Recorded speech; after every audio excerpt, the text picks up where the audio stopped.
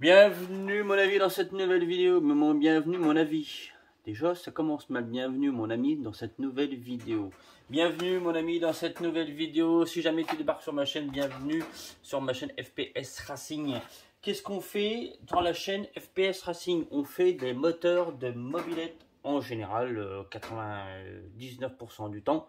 C'est les moteurs qui vont sur des mobilettes, pas spécialement des moteurs de mobilette, mais pas que. Comment je pourrais t'expliquer? Des fois des moteurs mobilette et des moteurs hybrides qu'on monte sur la mobilette. Voilà. Hein. Donc là c'est un moteur sur lequel je t'avais présenté déjà dans la vidéo d'avant. Donc oui, alors on est toujours le même jour. Donc peut-être que tu verras cette vidéo le soir. Ah ben gentil les vidéos mon vieux. C'est 1, 2, 3, une le matin, une l'après-midi. On y va, on y va. Donc dans la vidéo d'avant, je t'ai présenté le moteur. Moi j'ai déjà commencé à travailler dessus. J'ai monté le bas moteur. J'ai monté le piston. On va prendre les premiers, comment je pourrais dire, par contre il y a les jours c'est galère. Hein. On va prendre les premières cotes. On va prendre un peu le squish, on va prendre le rapport volumétrique. On va faire tout ça ensemble. Et puis voilà. Alors le but de ce moteur n'était pas de préparer le moteur. Donc c'est un cylindre Bidalo. Alors je pensais qu'il était stock, alors l'échappement a été repris. Je pense qu'il a été repris, c'est même quasiment sûr. Hein. Alors c'est pas mauvais, c'est pas vilain, hein. C'est pas voilà. Mais l'échappement a déjà été repris, mais vraiment pas méchamment du tout, du tout. Alors on laisse stock. Ce qu'on fait, c'est qu'on va faire juste une métrologie, on va la faire du mieux possible, on va se rapprocher de ce qui va se marcher le plus, on va dire, avec alors sans rien toucher, hein, on touche à rien, on touche à rien, on touche à rien. Donc ce qu'on va faire tout de suite, donc moi j'ai monté le piston, j'ai monté les carters. Alors les carters, c'est les carters qui avaient déjà été ressoudés. J'avais un petit doute sur la planalité des carters. Bon, j'ai fait un bon joint, avec donc le joint papier qui m'avait été livré avec, plus de la CAF, la CAF 1. Vous connaissez la CAF 1? Il y a CAF 1, CAF 2, CAF 3, comme la CAF 1, la CAF 1. Alors je suis pas fan de cette pâte à joint. On m'avait dit bien, attends je te montre. On m'avait dit vas-y, prends de la CAF, tu verras, c'est de la balle. C'est la première fois que j'utilise de la CAF.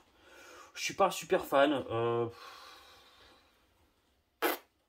suis pas super fan. Elle a étalé, elle est pas. T'en as plus sur, elle reste plus sur les doigts que sur l'endroit où tu vas en mettre. C'est ça, la CAF 1, CAF 1. Voilà. CAF 1. Bon bah c'est. Je dis pas que c'est de la mauvaise pâte, hein. Pas du tout. Parce que je pense que c'est de la très bonne pâte en termes d'utilisation, de tenue thermique et tout ça. Je pense que c'est de la très très bonne pâte. Mais à utiliser, je préfère ma Loctite. L'Loctite, c'est bien Loctite. Loctite, j'aime bien Loctite, moi. Donc, allons-y. On va prendre en premier. Ce qu'on va faire, c'est qu'on va prendre, les diagrammes. Hein. Tout de suite, on va prendre les diags. Et on va voir. Alors, j'ai mis là le premier joint d'en bas, ce que j'avais. Hein. Hop. Donc je vois déjà que le piston il arrive pile poil à fleur. Donc là c'est pas mal. Donc on va prendre les diags tout de suite. Et puis on verra ce que ça donne. Hein. D'accord. D'accord. D'accord.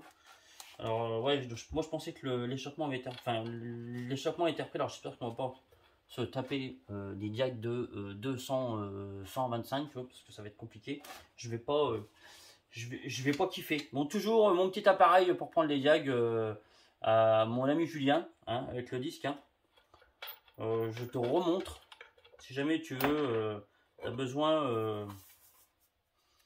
Voilà, c'est un petit collègue là qui fait ça, un petit collègue. Il est plus grand que moi, mais un collègue qui fait ça là, c'est drôlement bien. Moi, je suis bien content avec ce petit kit là, kit pour faire les diagrammes. Si jamais tu as besoin, tu me dis, je te renvoie vers lui.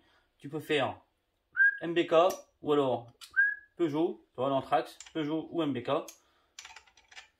C'est bien pensé. Une petite aiguille vachement fine pour la haute précision. Fait le mise au point. Moi j'aime bien utiliser ce petit appareil là. Ça va pas mal du tout. Donc on va prendre les premiers diags On va prendre les diags à l'échappement. Hop. On va serrer un petit poil.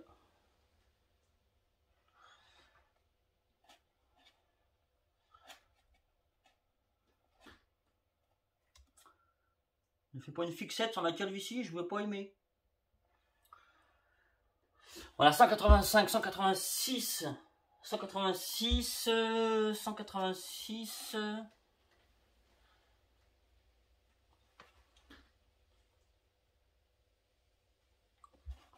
Donc 186.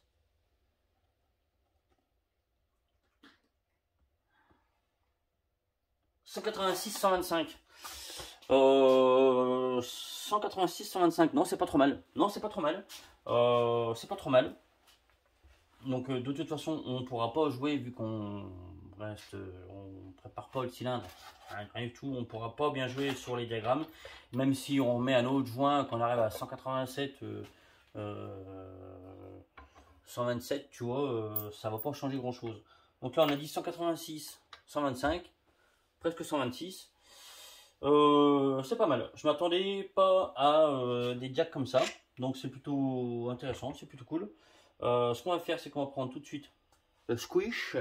Qu'est-ce que c'est le squish? Alors le squish, c'est la distance que tu as entre ta zone de squish. Je te montre, d'accord?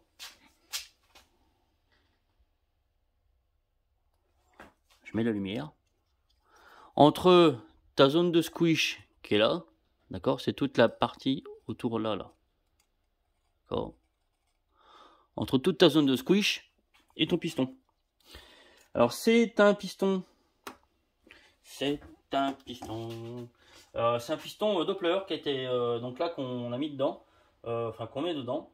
Alors par contre, tu vois là les portées, je te remontre encore. Tu vois les portées d'écrou sont pas belles du tout. Ça a été bidouillé, traficoté. Je pense que on va revoir ça tout de suite. Hein. On va revoir ça tout de suite, même tout de suite. Hein. Franchement, je mets ça à la fraiseuse et je reviens. D'accord? Ok?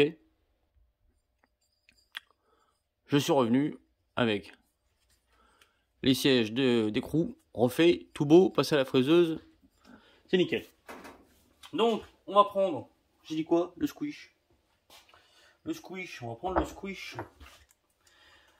Donc comme je disais, le squish, c'est la distance qui te reste entre ton piston et la culasse. T'as encore rien suivi. Voilà. C'est beau. Entre ton piston, entre le siège du piston et la culasse.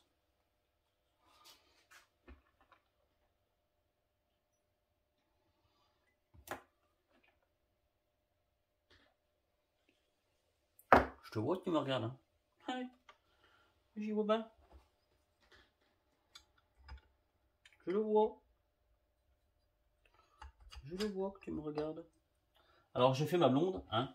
J'ai fait ma blonde parce que le monsieur m'a dit faudrait que tu me commandes des écrous de culasse, tout ça. Ben, j'ai pas de problème, mais il dit que tu me commandes cela. Ben, pas de problème. J'ai commandé cela. Mais c'était pas cela. J'ai commandé les écrous Nakaro. Ils sont beaux. Ah oui. Puis tout à l'heure j'ouvre la boîte, j'ai dit ben merde. C'est du 6. Du coup, bah, faut que je recommande des écrous de culasse. Nakaro. Mais en M7.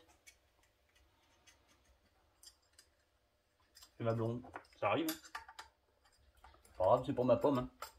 Ceux-là, je vais m'en servir pour faire des écrous de 6, ça va partout. M6, ça va partout l'M6. Pas M6, on m'a compris. Voilà quoi.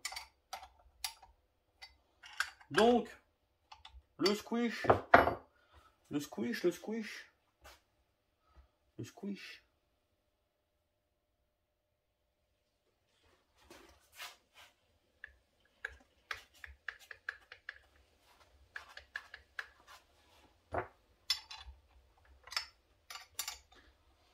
C'est rare que tu me vois travailler en direct. Hein. En direct.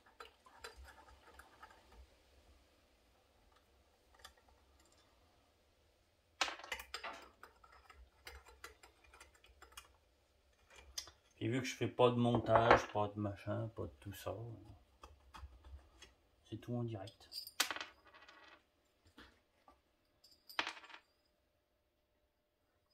Donc nous avons, je te fais montrer, 0,65 de squish. On prend de l'autre côté pour voir si c'est droit. Oh bah c'est magnifique. 0,65 de squish. Donc maintenant ce qu'il va falloir faire, c'est qu'on prenne le rapport. Là on a un squish qui est pour moi correct. On va prendre le rapport volumétrique et on verra si on descend le joint d'en base ou si on le remonte un petit peu. Donc je continue. Alors moi j'ai déjà tout préparé parce que sinon si je prépare pas, du coup vu que je fais pas de montage, si je prépare pas tout, du coup tu vas passer 3 plombes devant ton écran à regarder ce que je suis en train de faire et je pense que c'est pas du tout intéressant. Donc moi j'ai déjà tout préparé, j'ai mis le segment. Si jamais tu montes un segment, tu regardes bien dessus, il doit y avoir un petit marquage. C'est pas tous. Alors ceux qui ont un petit marquage côté bougie. La bougie elle est en haut. D'accord. Donc toujours côté bougie, toujours, c'est comme ça. C'est comme ça, côté bougie. Ça se fait comme, faut que ça se fasse comme ça, tout le temps côté bougie. Et donc là, et ben moi je vais préparer la péridurale et on va prendre le rapport volumétrique. Donc le rapport volumétrique c'est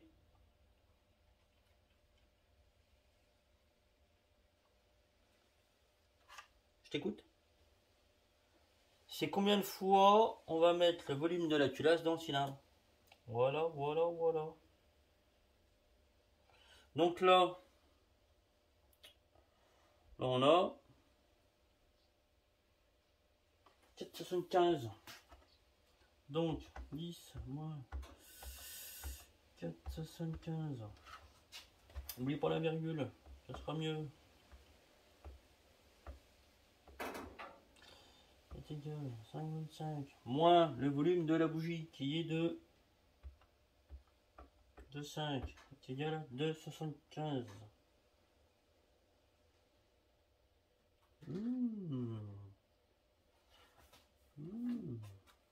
Je note 2,75. Donc on a dit 49. J'ai calculé avant la cylindrée exacte. 49,75 la cylindrée exacte. 49,75 plus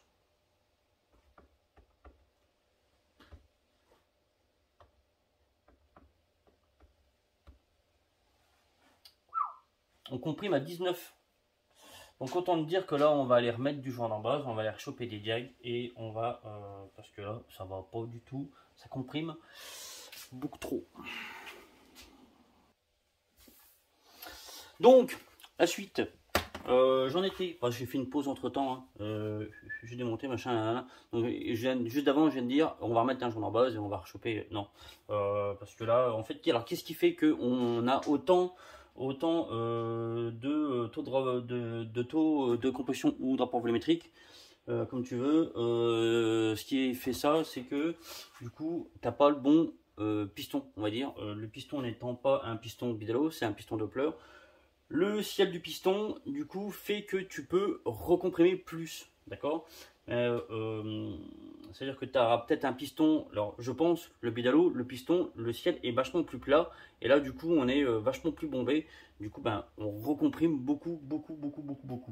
Parce que je pense pas que M. Bidalo à l'époque est fait avec un squish de 0,65, d'ailleurs il faut que je le note quelque part, un rapport volumétrique de 19, tu vois, je pense pas du tout.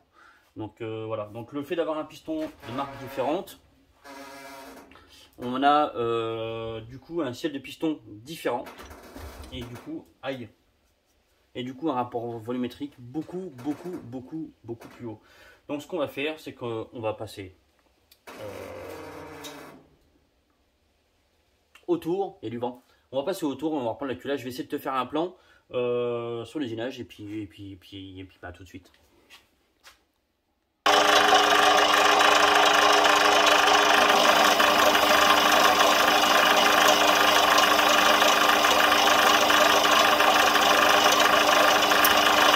Donc là, reprise de la culasse pour modifier le rapport volumétrique du 50 bidalo.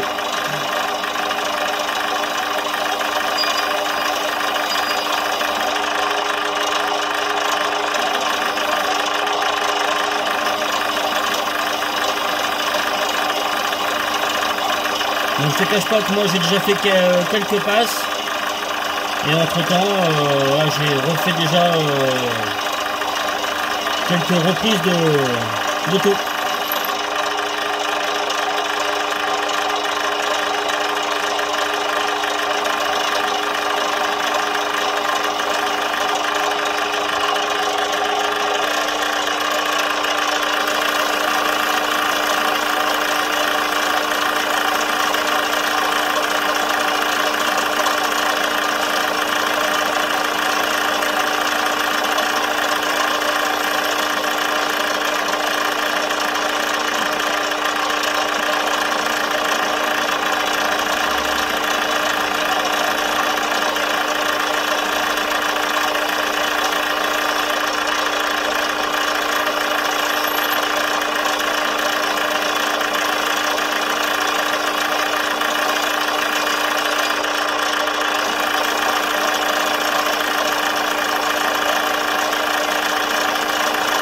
Donc là, j'ai déjà fait 3 reprises de cote de taux. Donc je pense que là, on sera pas mal.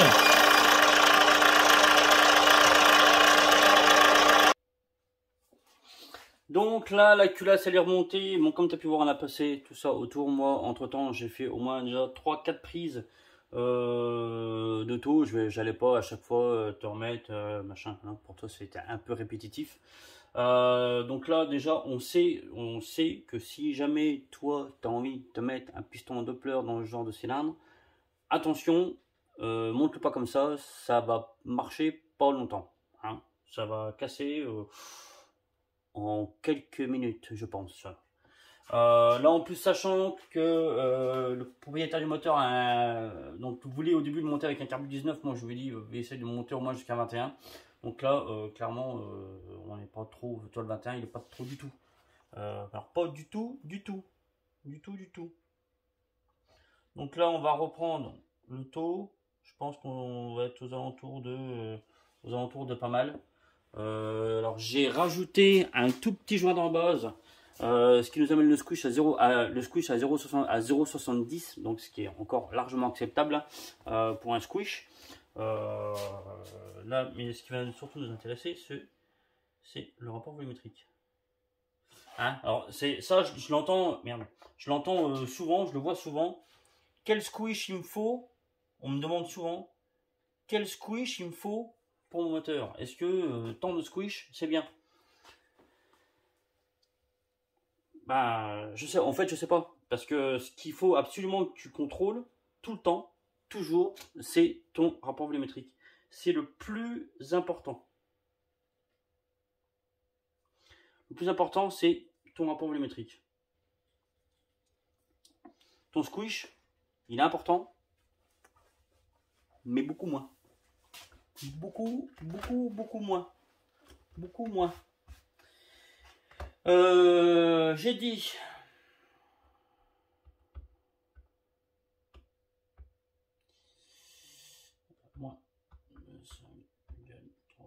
On est mieux, on est beaucoup mieux, on est beaucoup mieux. Hop.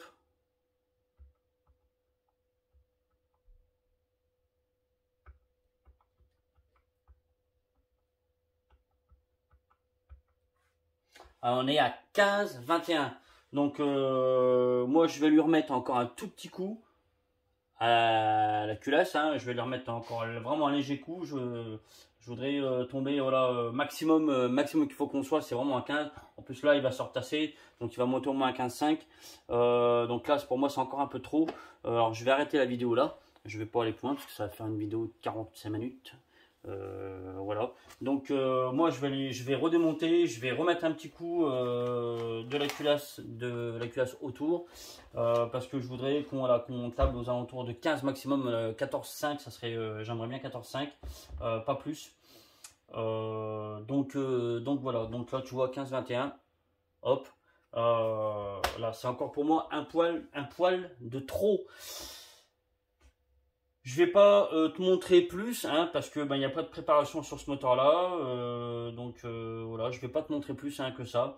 On sait d'ores et déjà que monter un piston Doppler, alors au niveau du jeu aussi d'un piston, là on était bon. Segment aussi, ça je l'avais fait moi avant au préalable, hein.